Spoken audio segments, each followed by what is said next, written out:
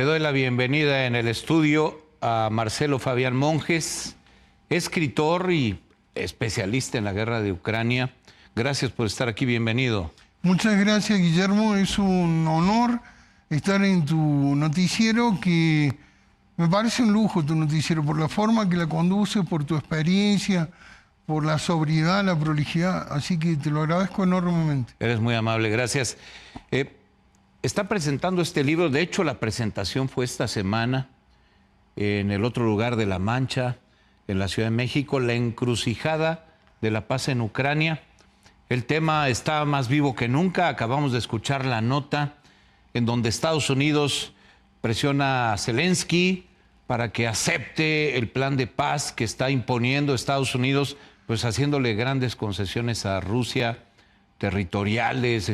Ya escuchamos a Putin diciendo que la administración Trump ha sido incapaz de convencer a las autoridades ucranianas de aceptar el plan de paz. Esta semana, nuevos bombardeos rusos muy serios, muy graves contra Ucrania. Por eso digo, el tema está más vivo que nunca y por ello me parece muy importante al cierre de la semana platicar con Marcelo acerca de este libro, el más reciente de los que ha escrito, no es el único, sobre el tema de Ucrania, La encrucijada de la paz en Ucrania.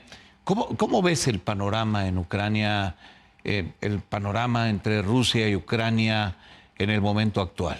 Yo creo que es muy complicado, es muy difícil. Yo dejo claro en el libro muchos argumentos de fondo de por qué la paz en Ucrania es difícil y podría estar no tan cercana como proponen estos 28 puntos, ¿no? Que esto es nuevo, de Donald Trump.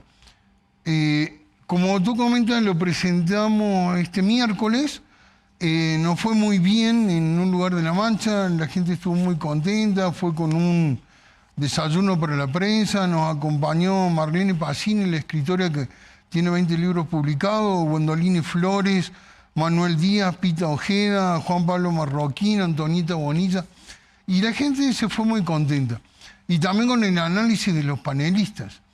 Yo creo que hay una clave que son los 28 puntos estos que está proponiendo Donald Trump, que esto es reciente, no está en el libro, y me parecen 28 puntos hechos a la medida de Putin. Y creo que desde el lado de Zelensky tendría que diferenciar algo que es un título interior del libro. Yo hablo de diferenciar entre lo justo y lo posible.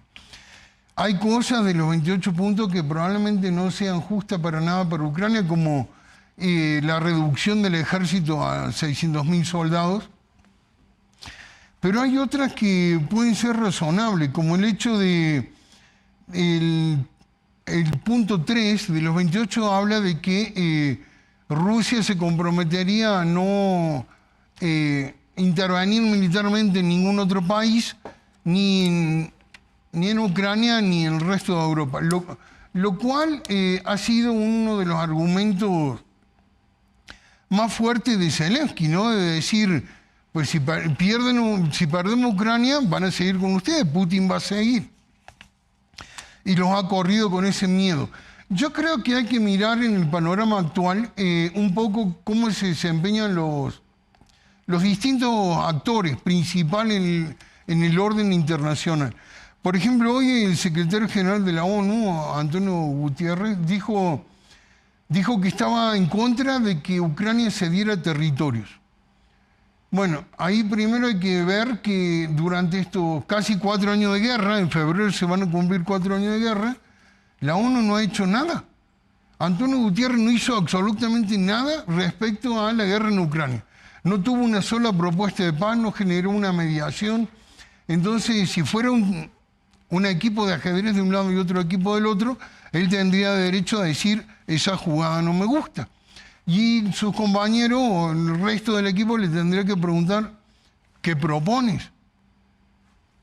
Desde la inteligencia, de lo moral, ¿qué propone? Porque no ha propuesto nada.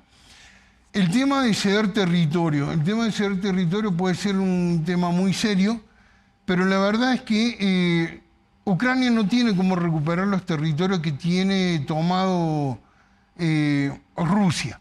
Ese 20% Ucrania no lo puede recuperar militarmente. Donald Trump, en la segunda reunión que tuvieron en la Casa Blanca, donde fue Zelensky acompañado de todos los líderes de la Unión Europea, hizo algo muy didáctico, le mostró ese mapa coloreado con...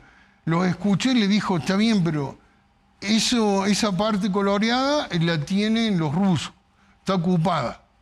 ¿Cómo ven? ¿Qué le hacemos? Y no tienen cómo resolverlo.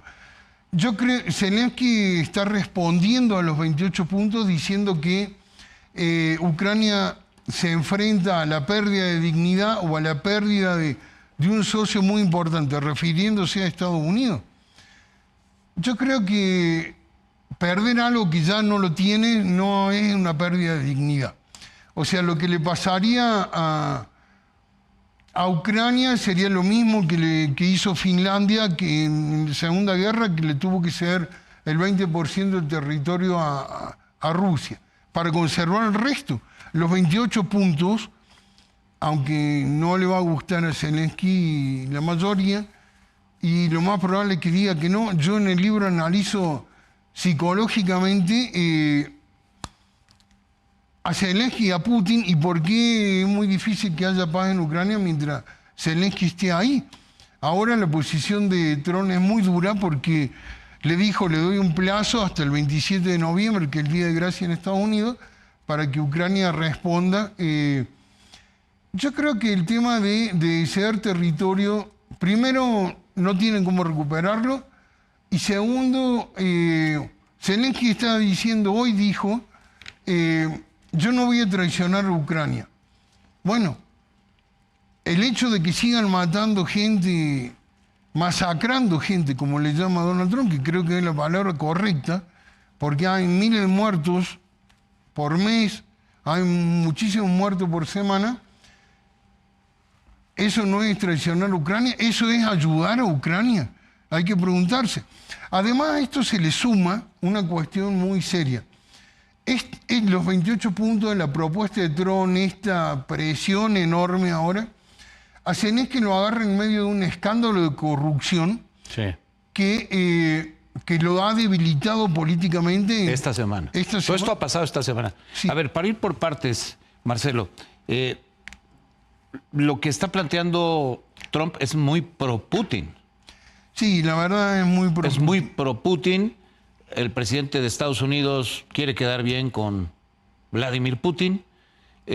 Nunca ha empatado, no ha habido empatía pues entre Zelensky y Trump. Desde su primera reunión en la Casa Blanca fue un desastre. Zelensky se ha esmerado hasta en ponerse un saquito ahí para que Trump lo acepte, por lo menos en la imagen que representa. Hasta un día Trump lo chuleó, le dijo, está muy bonito su saco. Que es muy Zelensky, irónico, ¿no? Muy irónico, ¿no? Pero la realidad es que Zelensky está ahora en el peor de los mundos. Sí. Por un lado, los territorios que ya están ocupados por Rusia difícilmente se pueden recuperar, como estás describiendo. Por otra parte, Estados Unidos está alineado en esa ruta de los 28 puntos, ninguno de los cuales favorece a Zelensky, hay que decirlo con toda claridad. Tercero, Zelensky está esta semana en medio de un escándalo de corrupción que daña su gobierno, que daña su liderazgo, que afecta sus posibilidades de gestión ante el mundo.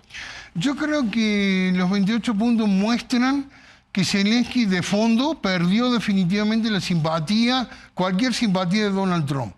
Hay informaciones de Reuters, por ejemplo, ¿no? De AP, que dicen que en la última reunión en la Casa Blanca Trump lo insultó bastante horriblemente, los dos se gritaron y lo insultó sobre todo a la hora de hablar de ceder territorio, que es algo en lo que Zelensky nunca se movió, ha dicho que no quiere ceder ni Crimea, y alguien que no quiere ceder nada no es alguien que quiera negociar. Yo, desde el punto de vista de Trump, creo que es más difícil parar al que va ganando, que es Putin. En ese sentido, me parece lógico que le quiera dar más concesiones a Putin, pero sí, definitivamente los 28 puntos son mucho más pro-Putin. Incluso, uno de los puntos exige que haya elecciones en Ucrania a lo sumo como máximo de 100 días. Con lo cual Zelensky quedaría afuera del poder seguramente, porque con el escándalo de corrupción toda la oposición le exige que renuncie todo el gabinete, ha hecho renunciar a algunos ministros y ha perdido la mayoría en el Congreso, aunque no en su número de diputados, sí en el apoyo de los diputados. Ha sido un daño moral grave para Zelensky. Ha sido un daño moral enorme, pero la corrupción es real. Incluso yo en el tercer libro, mi cuarto libro sobre la guerra, hablo de algunos casos de corrupción. Por ejemplo, se han encontrado armas que le ha dado la OTAN a Ucrania, le han encontrado, con esas armas han matado personal de la Guardia Civil española, y eso está perfectamente documentado. Por ejemplo, los reclutadores en Ucrania son todos millonarios, han aparecido con Lamborghini, con Ferrari, y nadie sabe de dónde sacaron el dinero. Y está comprobado que lo que hacen es, pues van a reclutar a alguien y les pagan para que digan que no lo encontraron, porque la gente no quiere ir a la guerra, y hay reclutadores militares en distintas zonas del país de Ucrania, en distintas regiones, y están todos enriquecidos. Digamos, y la corrupción en Ucrania llega hasta, por lo menos, la oficina al lado de Zelensky, hasta su secretario particular. Entonces todo eso sí hace una situación muy, muy difícil para Zelensky, que además está plantado en no querer ceder nada. Yo en el libro pongo un ejemplo que puede ser bastante coloquial, pero digo, supongamos que Zelensky es un taxista en la Ciudad de México, que se le suben dos ladrones y le dicen, vamos a Iztapalapa. En Iztapalapa le sacan, digo porque una zona que a veces pasan cosas más difíciles. Adelante con el ejemplo. Le sacan una pistola y le dicen, dame la llave del carro, la billetera, el reloj, el celular. Y Zelensky le dice no. ¿Por qué no? Supongamos que están muy razonables los ladrones, le dicen ¿por qué no? Y Zelensky le dice, porque esto es fuera de la ley y no corresponde. Ese es Zelensky plantado frente a cualquier negociación de paz. Y ha arrastrado a la Unión Europea con ese tipo de argumentos. Los 28 puntos están a favor de Putin, esa es la verdad. Pero Zelensky tiene una posición de no ceder nada. ¿Cuántas posibilidades, digo yo, tiene Zelensky frente a ese tipo de ladrones de que los ladrones digan, está bien, perdón, nos bajamos y estamos fuera de la ley? No es un tema de justicia. Una cosa es lo justo y otra cosa es lo posible. Correcto. Zelensky está planteado en reclamar lo justo. Correcto. Y no se da cuenta que está ante una negociación internacional que encabeza Estados Unidos, en la que tendría que voltear a ver lo posible, no lo justo. Exacto. Ese es el gran dilema. O sea, Zelensky no acepta... No es que no tenga razón en su reclamo de justicia, sino que está parado en un punto en el fuera que... de la realidad. En el que o negocia o se pierde. Pero además, con este escándalo de corrupción, Zelensky se ha vuelto más un problema que una solución. Sí, correcto. Zelensky yo creo que es un gran problema para poder negociar la paz en Ucrania, porque no ve la realidad, aunque su reclamo es justo, como bien lo dices. Sí, le invadieron Crimea, pero ya la tienen Crimea. Le invadieron el 20% del territorio, pero no hay cómo recuperarlo, no hay ninguna manera. La única manera sería que intervenga la OTAN, y eso significa una tercera guerra mundial. Algo que yo digo muy claramente en el tercer libro y que se lo dijo Donald Trump en la Casa Blanca. A eso, si le sumamos el escándalo de corrupción, Zelensky está acabado. Yo creo que probablemente Zelensky, como es así bastante necio, diga que no a los 28 puntos de Trump, pero en ese caso va a perder la guerra, porque se va a quedar con el apoyo de la Unión Europea, que ha conseguido, para mí por negocio, porque hay mucha corrupción en esto. O sea, la Unión Europea quiere rearmar los ejércitos de Europa por 800.000 millones de euros. Y entonces, la Unión Europea es otra que todas las veces que dicen va a haber una reunión para tratar de tener un acuerdo de paz, La Unión Europea dice que no los dejen afuera, pero ni una vez han elaborado una propuesta de paz o han acercado una idea siquiera. Y eso también es muy serio. Sin lugar a dudas. Bueno, a ver, esta semana el tema de Ucrania revivió con los nuevos bombardeos de Rusia, brutales, cada vez más brutales. Revivió con el plan de los 28 puntos de Donald Trump, que hoy ratificó en la Casa Blanca, y revivió con el tema de la corrupción que alcanza a Zelensky prácticamente hasta los talones, lo cual lleva el conflicto a una situación como la que no había habido antes, en donde Zelensky queda moralmente desacreditado, políticamente, según parece, acabado, y ya más como un problema que como una solución para lograr la paz en Ucrania. Todo esto lo planteas en la encrucijada de la paz en Ucrania. Se nos acaba el tiempo, Marcelo, sí, pero te agradezco tu presencia en el programa. Este libro ya está a disposición de usted. En Amazon, está exclusivamente en Amazon. En Amazon, y está escrito en español. Está en inglés, está en italiano, en francés, en alemán y en portugués. Para que no haya lugar a dudas de los alcances que quiere lograr Marcelo Fabián Monjes con esta nueva obra, su cuarto libro sobre el tema. Sí, la intención es sumar un granito de arena tratando de formar corriente de opinión para que haya una negociación, para que pare la guerra, porque muchos análisis serios antes de esta propuesta de los 28 puntos de Trump hablaban de que los dos bandos se preparan para 4 años más de guerra. En febrero se cumplen 4 años de guerra. Es una locura. Es una locura. O sea, por ejemplo, en Afganistán, Rusia estuvo 10 años, perdió 15.000 soldados, le mataron 15.000 soldados.